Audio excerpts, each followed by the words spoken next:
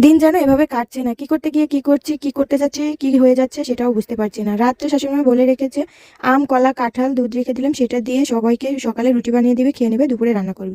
সেই মতোই আমি আছি। সকালবেলা ঝাড়ু-টাড়ু দিয়ে নোংরাগুলো দূরে ফেলে দিয়ে যেগুলো মারামারি করছিল ওদেরকে ছেড়ে দিয়ে দিলাম। খেয়ে দিয়ে পুকুরে চলে গেল। এদিকে আমি আটা সুন্দরভাবে চেলে নিয়ে সিদ্ধ করে নিয়েছি। ধানের আটার রুটি খাবে।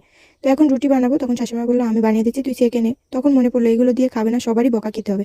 তো তার জন্য আমি আলু কাটতে বসে পড়েছি। এখন আলু দিয়ে কি করব সেটাও বুঝতে পারছি না। তো ফ্রিজে আমার কিছু গরুর চর্বি ছিল সেটা বের করে নিয়ে ভাবলাম একটু ভাজি ভাজি করি। আলু কাটা হয়ে গেছিলো। ওই দেখো ক্যামেরার পিছনে আমার শাশুড়ি মা কতগুলো রুটিও বানিয়ে ফেলেছে। তো আমি এদিকে রুটি বানানো শেষ। আমি চর্বি দিয়ে আলু দিয়ে সুন্দরভাবে ভাজি করে নিয়েছি। এটা সবাই পেট ভরে খেয়েছে, এত মজা করে খেয়েছিল। এর মধ্যে আমি সিমাইও রান্না করেছিলাম, যেটুকু দুধ আম দিয়ে খাওয়ার জন্য। তো ওটা দিয়ে সিমাই রান্না করে ফেলেছিলাম। সবাই ওইগুলো দিয়ে খাওয়া দাওয়া করে ঘরে বসে মুভি দেখছিলাম একসঙ্গে। তো এরপরে বৃষ্টি শুরু হয়ে গেছে, আর এই বৃষ্টিটা আমার একদমই ভালো লাগছে না, বাইরে বেরোতে পারছি না। একবারে ঘরবন্দি হয়ে পড়েছি, তাও আবার গ্রামে।